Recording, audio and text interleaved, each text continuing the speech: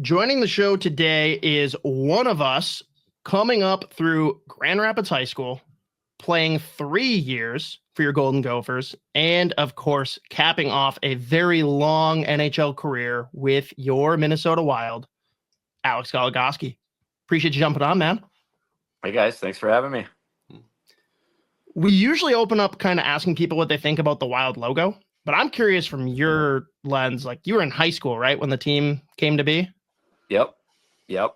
I remember. What do you think initially of the branding? Like the colors, the Wild not having an S at the end, the interesting logo. Just like, were you like, this is sweet, or were you like, I might have done something different? I don't think I was at an age to even care. I was excited hockey was back in Minnesota. I think everyone was. Yeah, looking back, I mean, yeah, I was just excited to get a team back in Minnesota. I mean, it's honestly, looking back, it's hard to imagine not having a team in Minnesota for so long. But yeah, I liked the no S. That was I like just the Wild. We're one of, what is it? Do you know the stat? How many pro NHL teams don't have an S at the end of their name? No, the Lightning doesn't have one. I thought it was like 3 or 4. Yeah, it's something like that. But anyway, yeah, I like it. I think I don't know. I wouldn't be opposed to a little bit of a rebranding or shuffling around of colors and just freshen something up. Well, a branding that doesn't need any help is Lord of the Rings. And the Fellowship of the Rink is the name of our podcast, kind of a mix of hockey and Lord of the Rings. Are you a Lord of the Rings fan, or do you have like a nerddom or a nerd itch that you scratch sometimes, like a book series or collectible or movie series that you're really into? Yeah, definitely. I've never seen Lord of the Rings, so that's going to be a point of contention with you guys, I guess. I didn't realize this was a Lord of the Rings themed podcast, but so I bring nothing to the table as far as that. But yeah. I am definitely a bit of a nerd with sports cards. So the memorabilia space, I got a bunch of cards, and I'm into it to like kind of, buying, selling, trading. But yeah, I'm just a big sports fan. So the cards thing was always something I did when I was a kid. And my dad has a big book of really old cards that we'd always go through, and then, try to acquire as much as we could when we were kids. So I've kind of continued that into adulthood. That's my nerd thing that I have going on. It's like, what's the rarest card you've had? The rarest card I've had? Or at least like the most interesting to you is even fair. Yeah. Well, my favorite card I have is the classic Griffey Upper Deck rookie card. I have a PSA 10 of that. That's just kind of like the nostalgia geek card that I love to have, because that was kind of that was the card growing up, right? Like it was, and Griffey's still such a collectible guy, so I love that card. I have some big football cards, some rare Joe Burrow rookies, and some Mahomes and Josh Allen. So it's kind of all about the quarterbacks in the NFL. So I got a bunch of that going on. But my dad has a couple Nolan Ryan rookie cards that he kept since he was a kid. So I like those. I like those ones. Those ones, like the old ones, and the Griffey, and just kind of those nostalgic pieces that I'm still waiting for the right time to get the Michael Jordan 76 Fleer. So that one's kind of pricey, but someday I'll get it. Has your oldest son got into it yet? Have you got your oldest son into collecting and going to the store and getting the pack of cards and opening it up and being like, who do I got?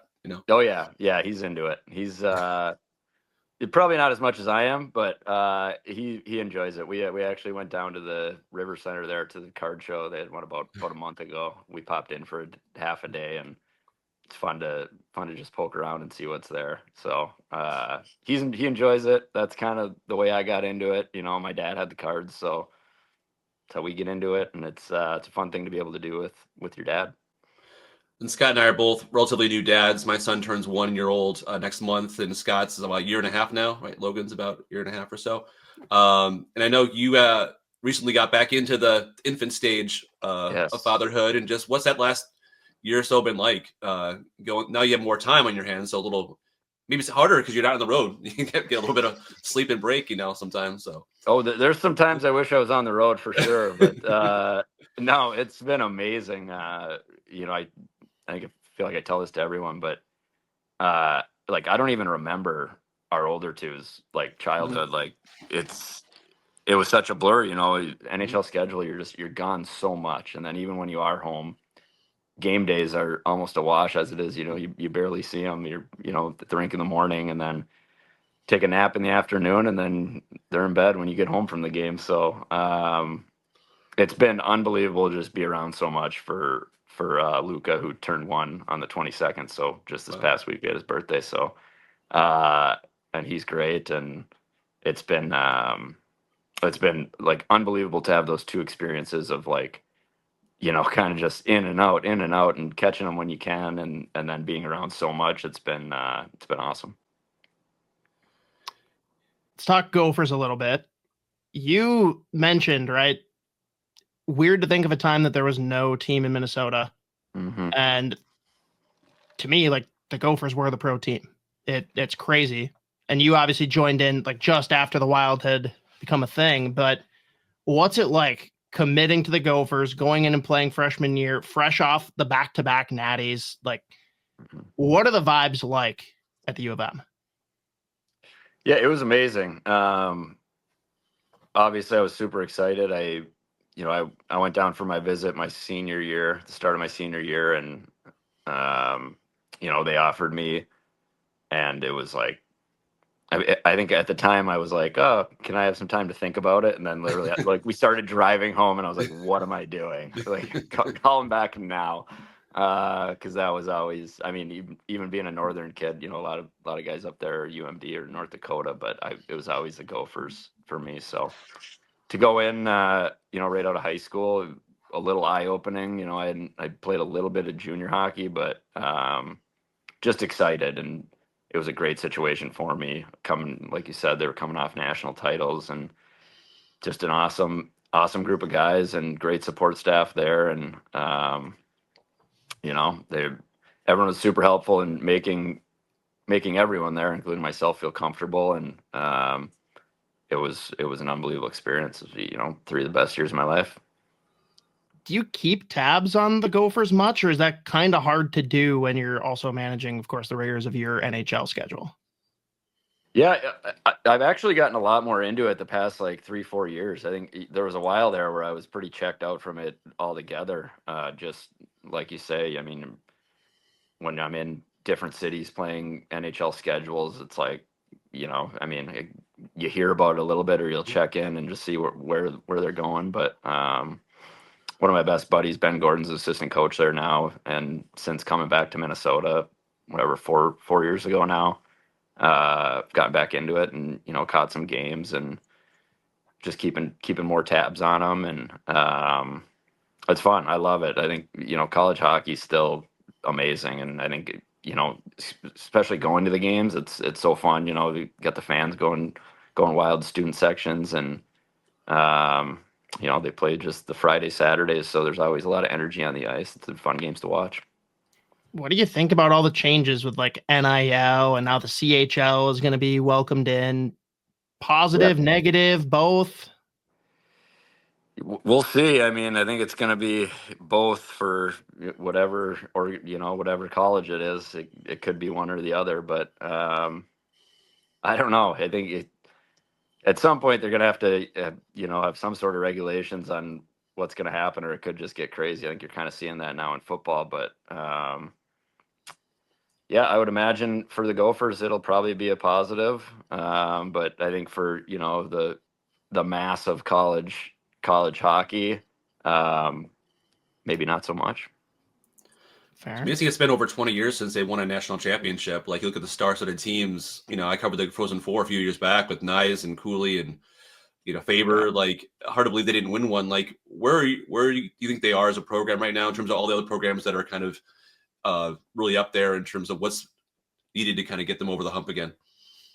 Yeah, I think they're in a great spot. I think they've had a run of probably 5 years here where they've had really good teams. And I mean, that year you mentioned, they were so close. I mean, that team was, I mean, you look now, there's 5 legitimately really good NHL players that were on that team. But yeah, I mean, it's one game. That's what's so cool about college hockey. Anyone can just get hot and win it. I mean, if they play that series, in a best of 7 or whatever it is, I think it's probably, maybe they lose a couple games, but they probably win it. But it's exciting, and I think the Gophers are in a good spot. They have good coaches. They keep getting good talent, and I think it's just a matter of time before they get another one here.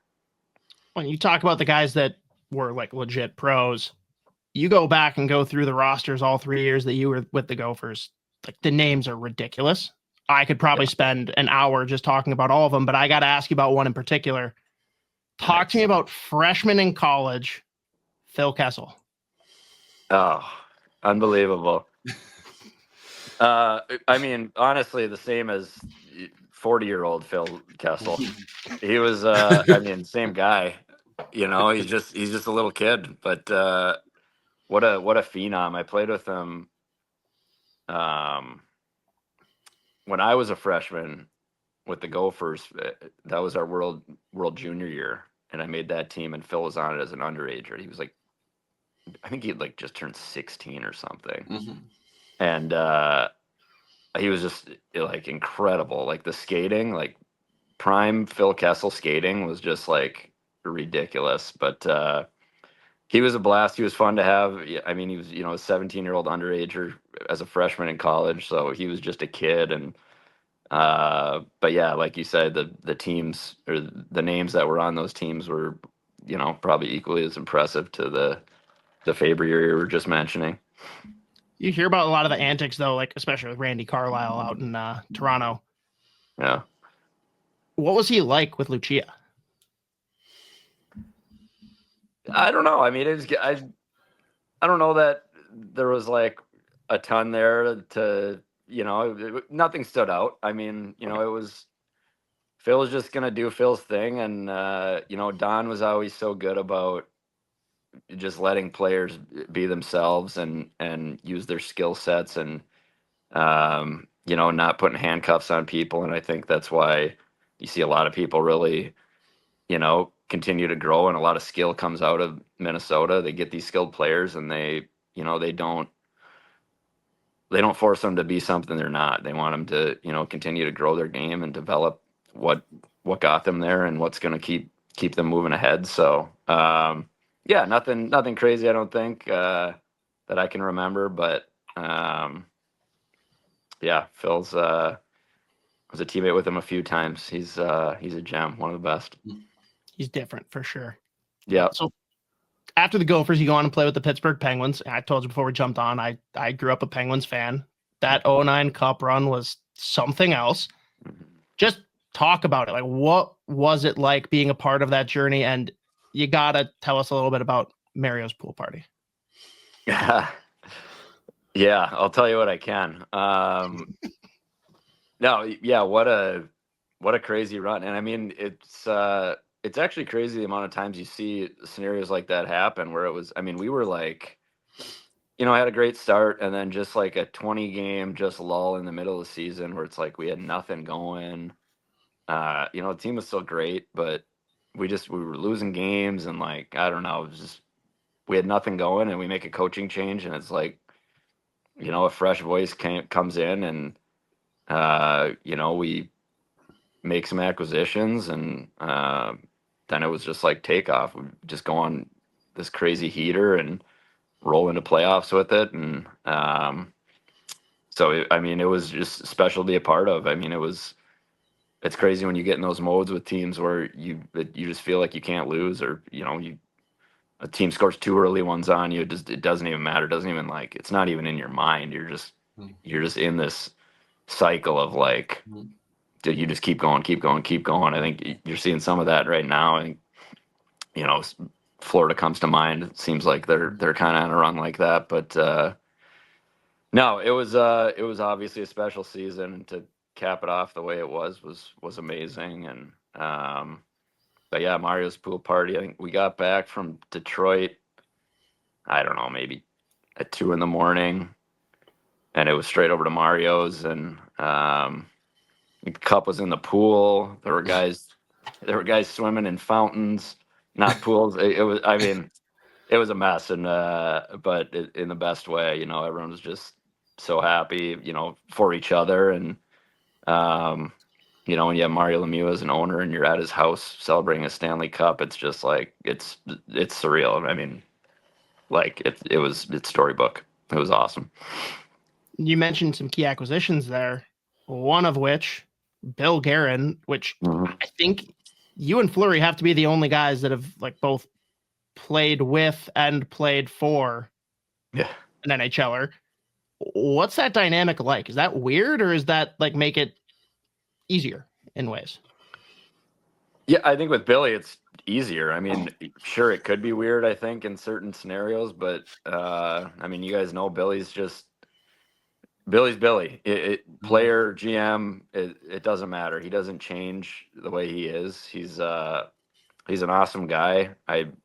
Even coming here, it didn't even cross my mind that it might be a weird thing or anything. He's a really upfront guy, and yeah. So no, it wasn't weird at all. But for that team, you know, that acquisition, you know, specifically, I think was so huge. Just bringing in a veteran with that kind of voice, and because it was still a really young group in Pittsburgh, and you know, just a guy that can settle things down, and you know, knows key moments and big moments, and those are the kind of guys that can get those young teams over the hump, and I think that had a big thing to do with it. Marc-Andre Fleury, like, we think he's going to play forever, right? And we keep on waiting for the news release that he's coming back another year. But he said that he's like, we asked what he's going to do next, and he goes, I talk to Goligoski about this all the time, about, you know, what I'm going to do next, or how I'm going to, you know, maybe Billy has a spot for me up in the booth there. What was your kind of message to Flower in terms of when he asked you about what life is like on the other side after playing and being in the booth up there in that role? What kind of advice and message did you give him? This interview is brought to you by our friends at Waggle Golf. Waggle Golf believes what you wear on the course should reflect your individuality, who you are, where you're from, your hobbies, interests, and passions. All the stuff that makes you, well, you. That's why every design is inspired by the desire to create a piece of apparel that strikes a chord when you see it, that makes you say, wow, that was made for me, because in a lot of ways, it was. Ready to get your Waggle on? Go to getyourwaggleon.com, throw in promo code SP10 at checkout to take 10% off your entire order.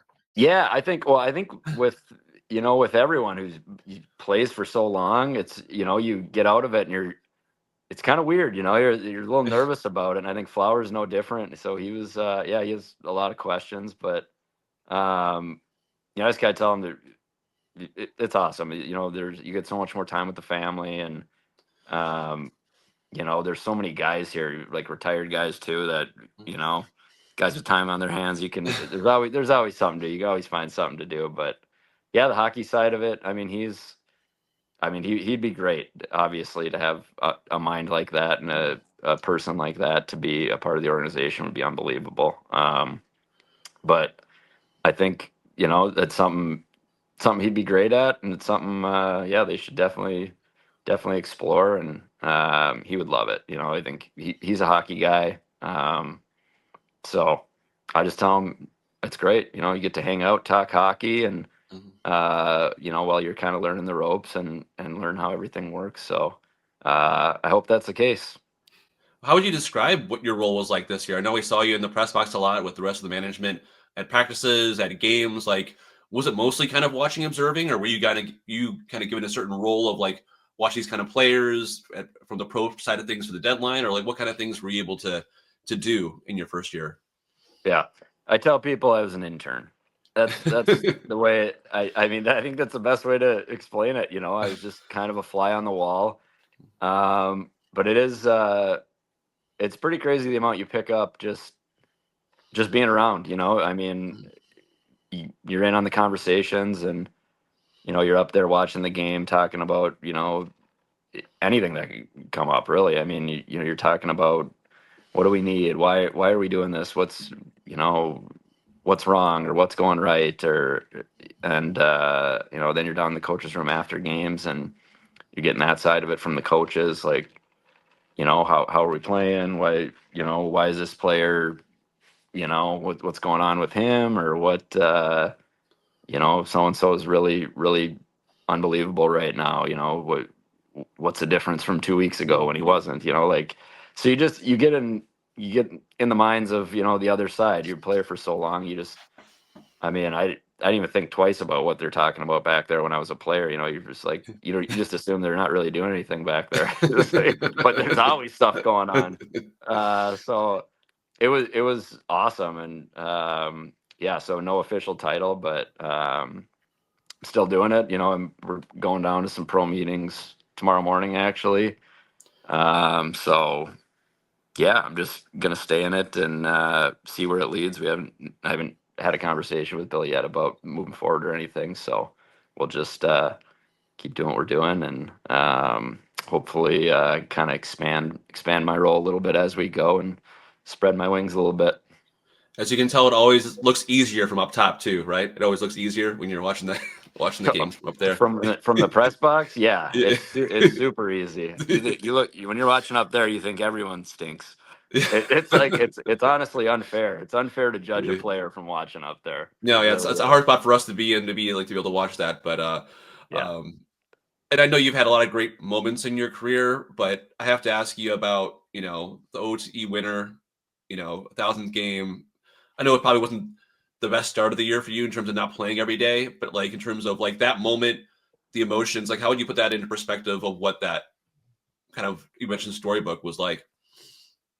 Yeah, just incredible. I mean, personally, for sure, my favorite moment I had in my career, just, for me, myself, but it was unbelievable. Yeah. I mean, like you said, it was, the season is like, I hadn't played in like 3 weeks. So it's just like, what's going on here? But, it did. I mean, it made it so much better because just having a family there, right? Like family and friends, like, all right, I'd come to terms with the point, like, like, all right, I'm not your everyday player, playing a bunch of minutes and everything at this point, but all right, I'm kind of having my moment here at 1,000 games, and then to be able to finish it off in what was it was a big win for us at the time. We were kind of in that, our team just wasn't playing very good and weren't scoring or anything. So then I think we went on a pretty good run after that. So it was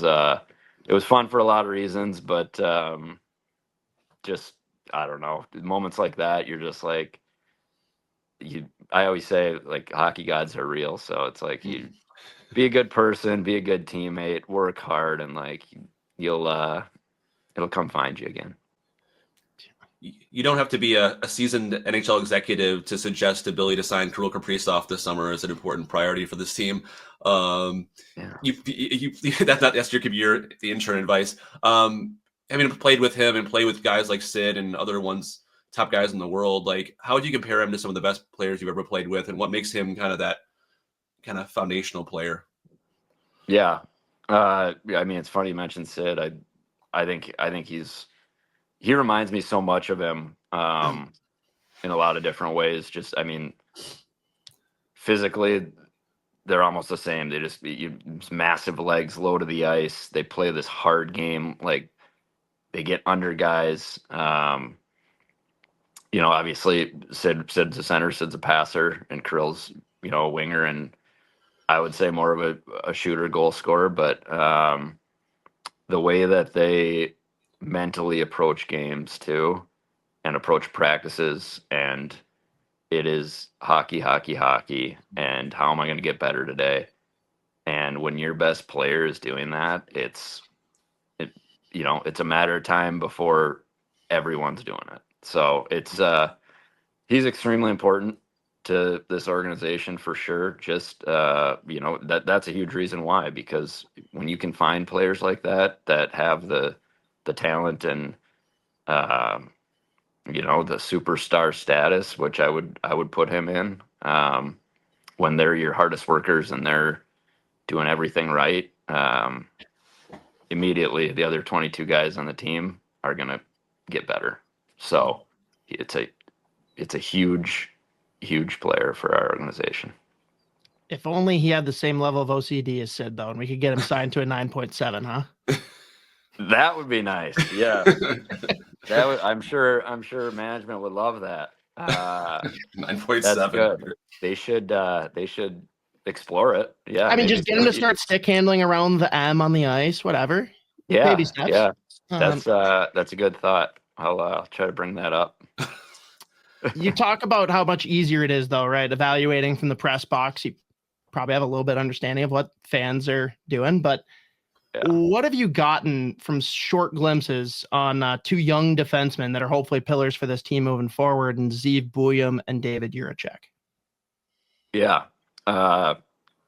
Both seem like they're going to be great NHL players. I haven't seen as much of Jiricek, but in the short time he was here, just watching him in practices and the games that he did play, has all the tools. I mean, big, rangy, long, good skater, can move the puck. And, I think that was, the reason for acquiring him. Obviously he has the tools. He was a high pick, but he's also, played on national teams, and he's been exposed and he's played well in those scenarios. So I think it's only a matter of time for him. And then Buium, obviously, same thing. I think, he's got a real chance to be a super high-end player. And, the next 2-3 years are going to be super important for him as far as seeing if we can get him there or not. So I think, what's special with him is his the way he approaches the game. Really cerebral player. Doesn't seem like anything really gets to him. But yeah, he's one that's going to be really fun to watch. And yeah, I mean, he's hopefully a guy that's going to play for the Wild for a really long time. I know you won't get into offseason targets and that kind of stuff like that, but I was just curious in general about guys who come home and play in Minnesota, whether it's in the middle of their career, end of their career. I know people mention guys like Besser or Brock Nelson, and guys are out there who are available, but like from your experience, like what are the positive and negatives of coming back home and playing for the hometown team at maybe second half of your career, later stages of your career? Yeah, zero negatives. I mean, I tell people this all the time. It was like to be able to finish at home where I was going to live for forever. Is like, it's the best thing ever. I mean, especially if you have like family and friends that are still around, and, you have family of your own and kids and stuff. Like, I went from, playing hockey and then retiring, and it was, we're still in the same house. My kids are still in the same schools. I'm, like, I have my routine. My wife's got her routine with, she's got her little community here. And so it's just like, it doesn't really seem that big of a deal. You're just not playing hockey anymore, but, your life's set up. So it was the best thing ever to come home and be able to retire as a Wild, no S. And, but yeah, so there's literally zero negatives. It was the best thing that could happen. How many paychecks went to tickets for friends and family? Oh, I don't know. On total, like, ever? Oh, I mean, sure, we can go that route too, but I gotta imagine, like, as soon as you come home, people are like, "Hey, Alex." Yeah, there's some. You get some texts that come out of the woodworks a little bit. Oh, hey, I haven't heard from you in 15 years. Cool. Yeah, yeah. There's a little bit of that, but I think, I don't know. People are good, and it's, as long as it's not crazy, it's fun to be able to have friends and family. And I have a lot of friends that have kids, and so being able to have them come watch and bring their kids, that's fun. So it's a drop in the bucket. We got paid good money. That's okay. How's your golf game improved since you've stopped playing, or has it gotten worse? The delay in my answer should tell you everything, but no, it's probably gotten a little bit better. I thought I'd be a little further along at this point, but I think the new baby kind of maybe put a little bit of a wrinkle in the golf plans, but no, I'm working on it. I watch a lot of videos. Facebook, Instagram's got some good golf tip videos that I'm trying to incorporate into my game. So I'm working on it. I'm gonna get better. Final question brought to you as always by our good friends at Waggle Golf. First, make sure you head over to getyourwaggleon.com. Throw in promo code SP10 to take 10% off your entire order. Alex, you're going to give me 3 names. It can be celebrity, athlete, dead or alive, family. We don't care. Who rounds out your dream golf foursome? Dream golf foursome. Okay. Let's go. Okay. Let's go Tiger. First of all. I feel like you'd have some pretty good stories, and then just watching him play would be amazing. Let's go Michael Jordan, because he's supposed to be a good time on the golf course. That's 2 super competitive people, though. I need to break it up. I need a fun guy. John Daly. Oh wow! Let's just see where it goes. I don't know. I kind of want to go back on those picks though, because I'm so much worse than they are. All right, redo it. Start over. Go. Redo it. Complete redo. Okay, let's go. All right. Let's go Larry David, because I think he's hilarious, and he would just be fun to spend 4 hours with on a golf course. I can't imagine some of the stuff that would come out of his mouth. Russo's gonna love that one. Yeah. Let's go him. I'll go. Controversial. I'll go Aaron Rodgers. Oh. Yes. Nice. He was a childhood hero. And I've heard he's a really good golfer. So, and it would be interesting to hear what he has to say about the last few years of all of his life. He'd just be interesting, yeah. And him and Larry David might be kind of a funny combo. Or not. But and then I would throw in there my best buddy from back home, Jack Keeney. Shout out Jack. Okay. Terrible golfer. Awesome guy. We don't get to spend enough time with each other, so I'd throw him in there, and he would really throw a wrench in things. So no Ben Hankinson then, huh? No one's mentioned Hank on their picks. Hank could come too. Hank could come. Yeah, he's a pretty good. Hank can carry the bag. Yeah. He could come too. He can carry he could caddy. He'd love that. Yeah. There you go. We be at the alumni Gopher alumni golf outing this fall. I know you don't usually go to that, but we had that one. I believe so. Yes. Yeah. I think we have a tentative group planned. With anything like me, I'm awful with scheduling, so I'm sure I'll make it work. Yeah. It's a midweek thing, right? I believe so. I think so. Yeah, I think it was in July last year, wasn't it? I think it was like middle of the week or something like that. I'll be there. Yeah, I think so. Yeah. Well, awesome. Well, thanks, Alex, for joining us. I appreciate it. It's been fun to catch up and see how life has been like, away from playing. But it seems like you were plenty busy yourself, and happy Luca's doing well. First birthday party. What was the first birthday party like? Anything big theme or anything that you did or no? No, we were just at home. It was just our family. He had some pancakes with a candle in it, and then up at the cabin this past weekend we had another little. He didn't blow it out. My other kids blew the candle out, but we had another little get together. But yeah, so nothing special. But thank you, and congrats to you guys on the 2 new ones as well. Thank you, appreciate it, and always enjoy talking to you. We'll catch up to you soon, and good luck and enjoy the pro meetings there. All righty, sounds good. Thank you guys.